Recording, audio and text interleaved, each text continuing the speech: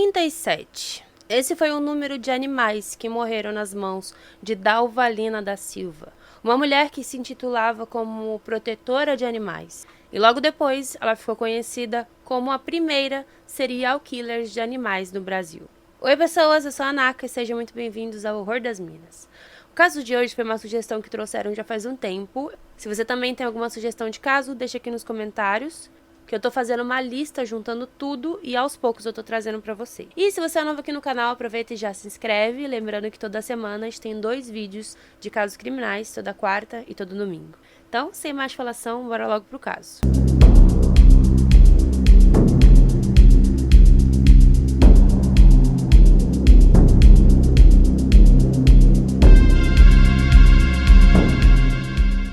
Dalvalina da Silva era conhecida como uma grande protetora de animais. Desde 1998, ela recebia em média 20 gatos por dia, além também de cachorros. E ela cuidava, mandava castrar e dizia doá-los para famílias, fazendo ali toda essa mediação. Ela dizia amar animais, ser uma pessoa muito boa, de boa índole. A Dalva, ela era uma mulher de classe média, tinha uma estabilidade financeira, mesmo que não trabalhasse. Ela tinha uma casa muito boa, tinha família, tinha filhos, não possuía nenhum tipo de problema mental ou físico. O seu nome era frequentemente exposto em grupos de proteção, principalmente nas redes sociais, como uma pessoa que abrigaria e cuidaria, arrumaria ali uma família para o seu animal. Em 2011, ela começou inclusive a transformar isso como uma forma de fonte de renda também. Como ela tinha um espaço bom na sua casa, ela recebia em média R$ 35 por animal. E esses valores seriam apenas, segundo ela, para arcar com os custos de vacina, de castração e tudo mais. E depois de todo esse tratamento, ela levaria então para uma feirinha de doação, ou então mandaria para alguma família que estivesse precisando, ou então um sítio que ela dizia ter no Paraná. A Dalva tinha 2 filhos, um ainda era criança quando tudo aconteceu e uma era adulta. E por algumas fontes que eu encontrei, parece que ela morava também com o ex-marido. Ela sempre se mostrou como uma mulher tranquila, simpática e muito generosa. Como eu disse, ela começou como protetora em 1998, em 2011 ela começou a cobrar e cada vez mais ela começou a ganhar com isso, já que, como eu disse, ela era muito conhecida pelas pessoas que resgatavam animais. E com o grande volume desses animais que eram pegos pela Dalva, isso começou a chamar a atenção de outros protetores que começavam a se perguntar como ela dava conta de tudo aquilo. Com isso, a Juliana Bussabi, que é uma das fundadoras da ONG Adota um Gatinho, ela principalmente ficou muito desconfiada de como era rápido a forma que a Dalva conseguia essas famílias, já que a gente sabe que tem animal que é muito difícil para adotarem, principalmente os mais velhos, acabam colocando muito empecilho e tem ali uma certa burocracia, é um pouco difícil pelo menos para você poder fazer essa adoção e ela conseguia tudo muito rápido. Além do mais, a Dalva trabalhava fazendo sabonete artesanal e seria quase que impossível ela conseguir manter tudo isso pela quantidade de animais que iam para a casa dela. É um valor muito grande, um valor, custos de saúde de cada um deles, alimentação e tudo mais. Com a desconfiança, a Juliana ligou para a Dalva, perguntando o que ela fazia, como ela conseguia dar conta de tudo aquilo e como ela conseguia arrumar essas famílias tão rápido. E principalmente como ela conseguia manter um abrigo para esses animais sem a ajuda de qualquer organização do tipo. E a Dalva respondeu dizendo que tinha esse sítio no Paraná, que muitos dos animais que não eram adotados eles iam para lá e outros ela realmente conseguia algumas famílias por aqui. Além de reforçar que ela cuidava de todos com o seu trabalho de sabonete, que ela fazia realmente tudo por amor. E é muito claro, né? O custo para manter um animal já é algo caro. Para manter dezenas, seria um valor extremamente alto, que obviamente ela não conseguiria pagar sozinha. Com isso, a Juliana, que é uma mulher muito influente no meio dos protetores, enviou um e-mail para outros protetores dizendo sobre a sua desconfiança, sobre a sua suspeita e pedindo para que ninguém mais levasse os animais na casa dela, porque algo estava errado.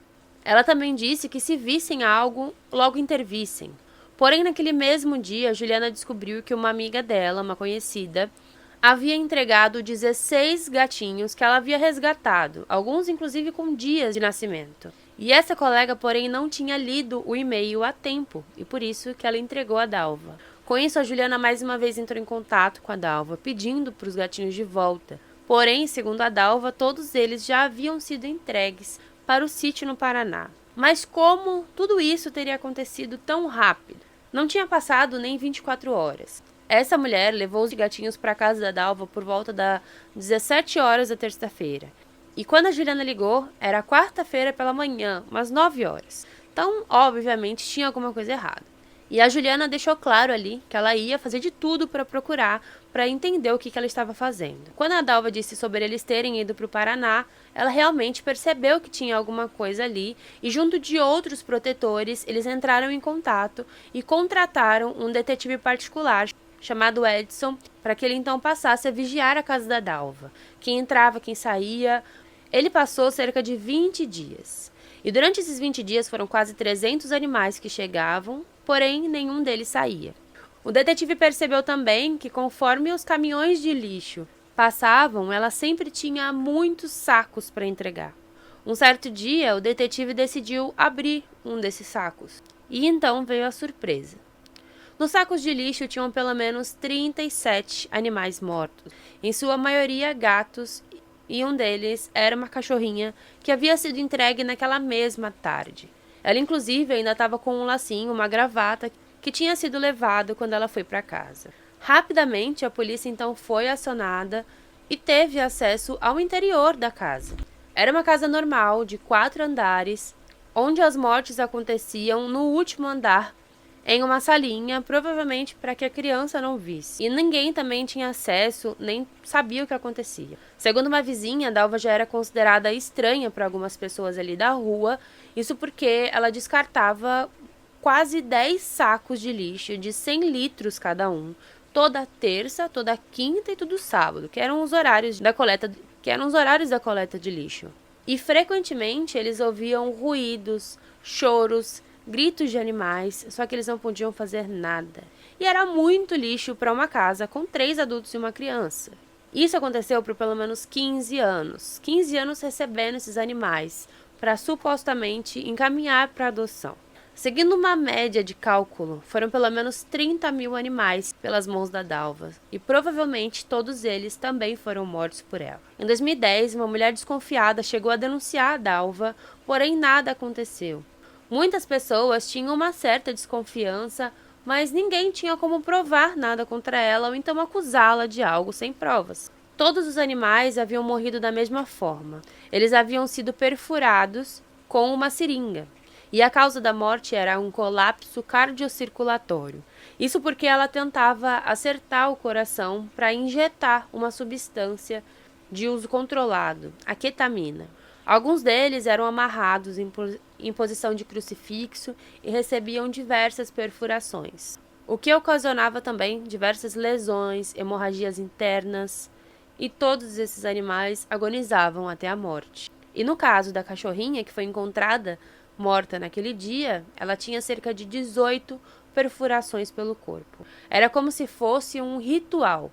Ela pegava esses animais, amarrava e causava todos os ferimentos. E então começava a guardá-los até que conseguissem um número grande de animais mortos para então levar para o descarte.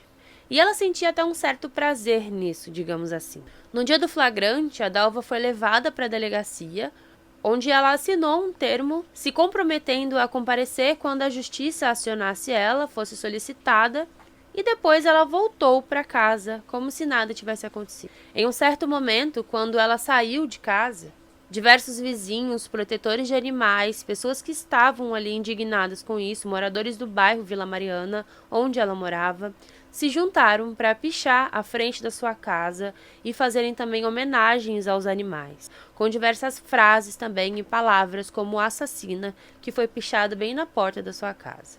Em 2012 foi o seu primeiro julgamento e ela foi condenada em primeira instância. Porém, ela recorreu e conseguiu a liberdade. Segundo ela, tudo era um engano. Ela dizia que os animais mortos tinham sido colocados em sua porta por alguém como vingança. Depois ela mudou, dizendo que fazia tudo isso para o bem dos animais, que todos eles chegavam doentes e que era uma forma de eutanásia, que eles não mereciam viver daquela forma. Porém, os animais não tinham nenhum problema. Muitos deles, inclusive, já tinham passado em veterinários, eram completamente saudáveis.